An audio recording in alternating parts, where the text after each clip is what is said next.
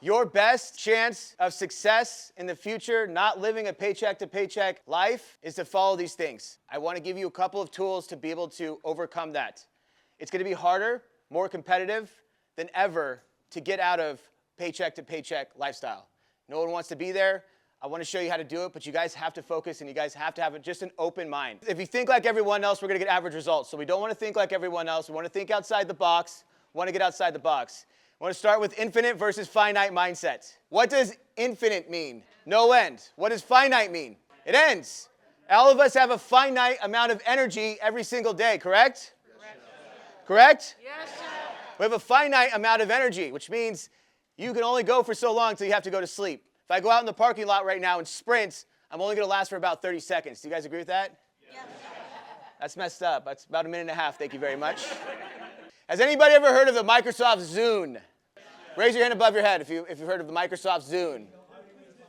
All right, 5 people, 6 people, 6 people, 8 people in this room have heard of the Microsoft Zune. How many people have owned a Microsoft Zune? Raise your hand above your head like you mean it. All right, we got one Microsoft Zune purchaser.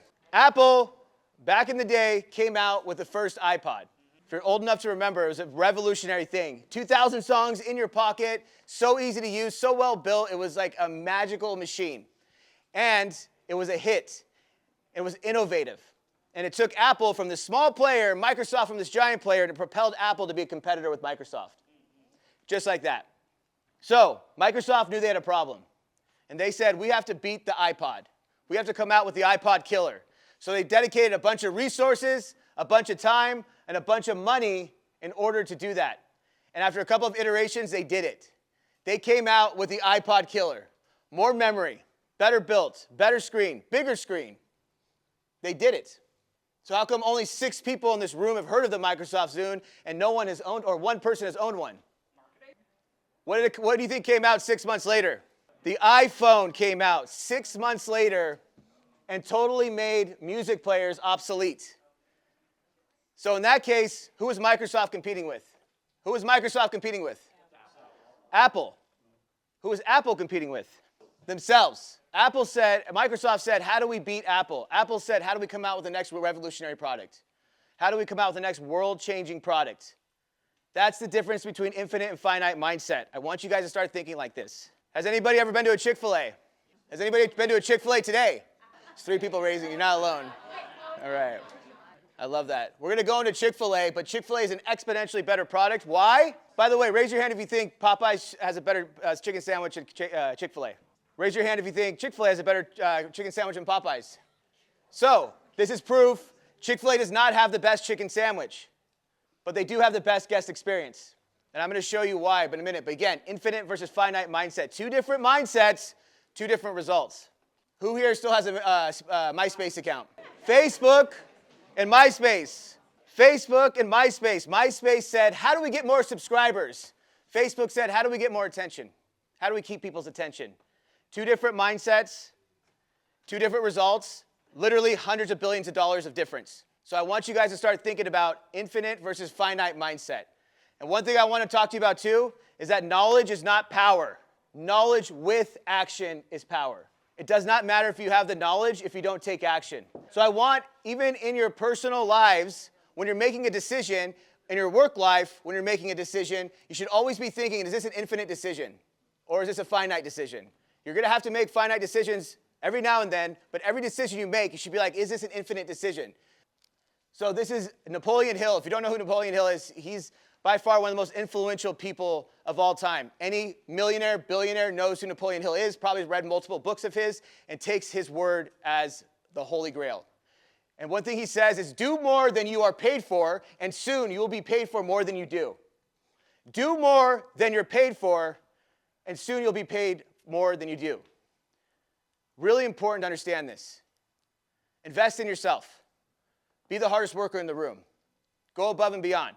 I had a post, something I posted about giving selfless hospitality and not worrying about a tip. And this girl had texted or messaged me on TikTok or something. She commented and she said, I'm only going to do what I'm paid for. If they want me to do more, then they got to pay me more.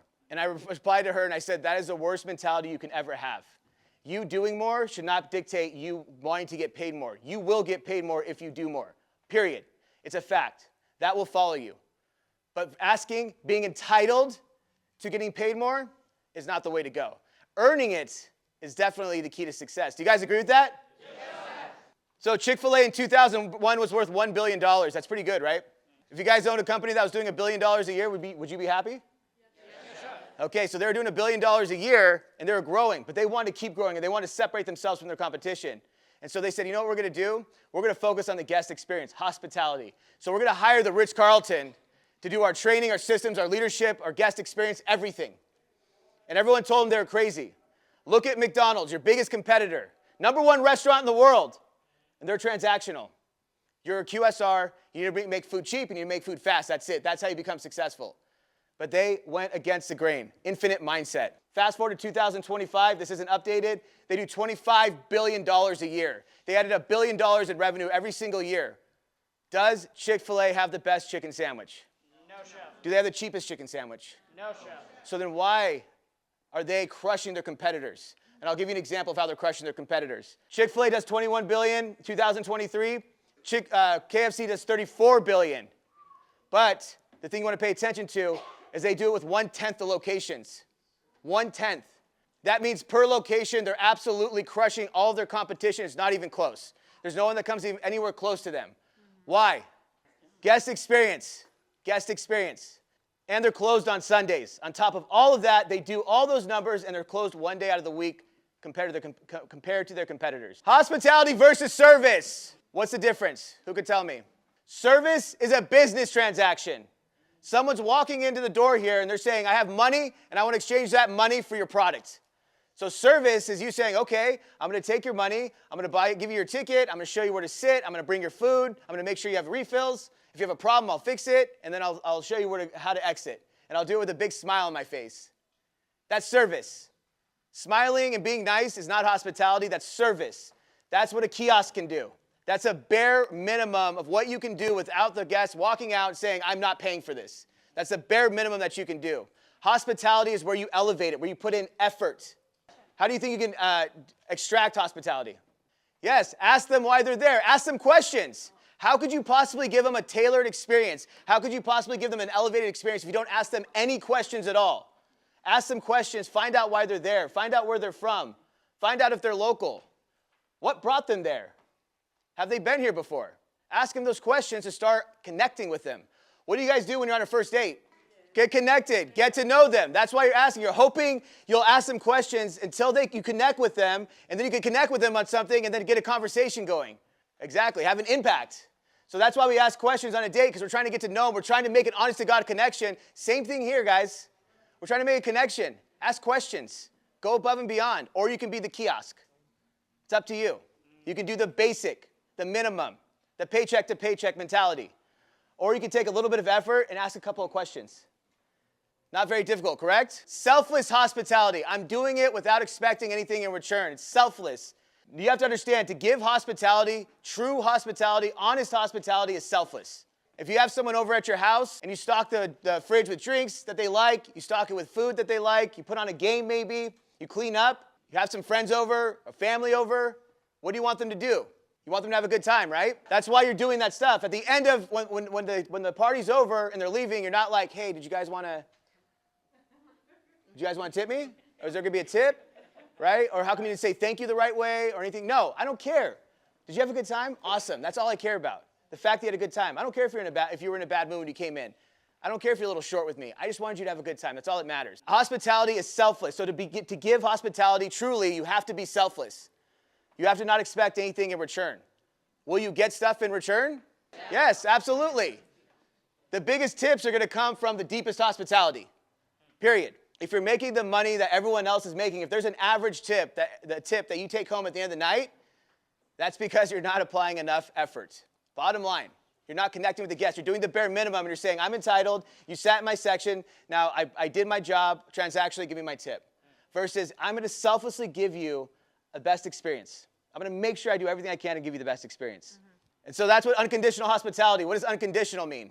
Always and forever, no matter what. No strings attached, right? We're not expecting anything in return. That's unconditional hospitality. I'm going to serve you. I'm going to give you the best experience possible, and I'm not going to ask you for anything in return. I don't care if you don't tip me.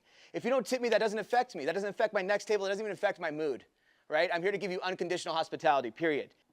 The power of unconditional hospitality. Do you guys agree with that? Yes. Can we be unconditionally hospitable to anybody besides a guest? Yes. Coworkers. Imagine you being selfless and helping your coworker as much as you can without expecting anything in return. I used to run drinks. I used to work at a restaurant, and I would run everyone's drinks. If I was by the bar and I had downtime, I would go to the bar. If I was near that section, I'd run everyone's drinks all night long. And one night, I'm running drinks for this guy all night. He slammed. I had a little bit of downtime, so I run his drinks. I get slammed. I go to the bar. My drinks are out the window, dying. And he's like this. I have two options. Oh, screw him, right? Conditional. I did something for you. Now you need to do something for me. You're not doing it back. So therefore, I'm going to get mad, and I'm going to punish you by not helping you out anymore. Or I can have the mentality of, I'm going to keep helping him because it has no effect on me if he helps me or he doesn't. First of all, I'm doing it for the guest in the first place. If there's drinks dying in the window, if I run those drinks, the guest benefits the most. Who benefits the second most? You do, yourself. If I'm the hardest worker in the room, no one benefits more than I do. Bottom line. If I develop that skill set to be the hardest worker in the room, no one benefits more than me. And most of the time, you will inspire people to do it. You'll inspire people to work with you. There's going to be people that aren't going to give a crap. They're going to do whatever they want. They're going to take advantage. Doesn't matter. It doesn't affect you. It only affects them. Them being a low performer affects them the most, period. 3 years later, where you'll be and where they'll be is in two different places. Apple, Microsoft. Chick-fil-A, Popeyes. Facebook, MySpace. Different mentalities. Infinite mindset. When you're running someone's drinks and not expecting anything in return and they do it back and it doesn't have any effect on you because you're truly giving unconditional hospitality, that's infinite mindset. Now you're making decisions. Finite mindset. How dare you not run my drinks back? I'm not doing it for you anymore. Did you see what she did? She's the worst. Finite mindset. Finite. I need something now. Infinite. I'm building something in here. So the power of unconditional hospitality, guys, use it to your advantage. Use it as a tool to grow yourself. This also benefits your personal life.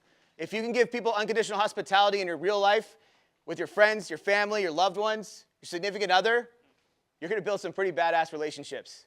You're going to be the person everyone wants to go to. You're going to be the person everyone wants to be around. You're going to be the person that everyone gets inspired by. Versus, I'm going to be like everyone else, think like everyone else, and do what everyone else is doing. Micro-dosing hospitality. If you're at a restaurant and you look over and you make eye contact with a server that's doing something, and they make eye contact and they smile at you for a second, that's micro-dosing hospitality versus them looking away right away. Oh, someone's looking at me, right? Instead of just being like, oh, hi, how's it going? Right? Big difference. Huge difference. Eye contact. Making eye contact when you're talking with guests. A runner in an essay has just as big of impact on the hospitality experience as a server. Do you guys agree with that? Yes. Do you guys really agree with that? Yes. Yes, because when you drop off the food, I might have a freaking server that's awesome, polished, really good. But now you have to drop off the food the same level as he is. You have to be at the same level. You have to drop it off. Eye contact. Did you get the salmon? Yes. Awesome. Fantastic. Have you had this before? That's one of my favorite dishes. The Brute Blanc sauce on top makes it melt in your butter melt in your mouth like butter. I can't explain it to you, but you got to try it. You're in for a treat. Is there anything else I can get for you? Some water. Yeah, absolutely. I'll be right back. That's the importance of a food runner, right? You have a part in the experience. So don't think you don't. Oh, hi. Salmon? Salmon, yes. Okay, all right. Enjoy. Anything else? No. All right, enjoy. Right? Two different experiences, correct? Yes, sir. You feel that? Yes, sir. So essays, same thing. Clearing tables. When you're clearing tables, make eye contact. Talk to him. How was the dish, by the way? How was it tonight? Awesome. How was the show? It was wonderful. You liked it? Oh, yeah. Nice. Awesome. Awesome. Well, hoping you come back. Right? Little things like that. Instead of, are you all done there? Can I take this out of your way? Very different. Treat people better than they deserve. And one thing that's really important to understand is that we're not here to judge the guest. We're not here to qualify them for hospitality. Oh, you didn't say hi to me the right way, so I'm not going to give you hospitality. Or you're being really short, you're not making eye contact, you're on your phone while I'm talking to you, I'm not going to give you hospitality, right? Or you said something the wrong way, I'm not going to give you hospitality. Maybe someone snapped their fingers. Oh, okay, now you're not getting hospitality. You just disqualified. You got disqualified. Instead, unconditional. Why? Because we're not going to let our ego and our pride dictate our standards. Because that's what it is. Someone snaps their fingers at you, that's your ego and pride telling, how dare they? No one better do that to me. Do they know who I am? How dare they? I'm going to show them, and they're going to never know. Only person it affects is who? Yes. No one's ever going to be like, oh, my God, I snapped my fingers. She got a little upset. I feel like such a jerk. I'm never doing that again. Wow, what a lesson I learned today. Thank you so much. Wow, powerful. No, the only person that gets upset is you getting upset in your head, you saying you're going to lower your standards because your pride and ego is telling you to. You're the one that gets affected because you've officially allowed yourself to lower your standards. Do you guys agree with that? Yeah. So genuine hospitality, that's really important too. Have you ever had someone, been at a restaurant, hi, how are you today? I'm good. Awesome. Can I start off with something to drink? Right? Does that sound sincere? Or does that sound like someone was told to ask that, and so they're just asking that because it's part of the job? Right? They're being the kiosk. The kiosk could have just said, how are you doing today? Same thing, right? You're genuine. How are you, by the way? Really good, thanks. Nice. Awesome. I'm good. Thank you for asking. But being sincere, pause when they answer. Hey, how's it going? Good. Pause. Awesome. Can I get you started off with something to drink? When you pause when someone answers a question, they think psychologically that you're listening. It triggers that you're listening. But if you say, hey, how's it going? Good, how are you? Good, can I start off with something to drink? That does not sound like you're listening. It sounds like you're trying to get through a transaction.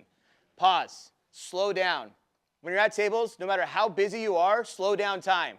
Slow down, right? They don't need to know how busy you are, and the skill set is not looking busy.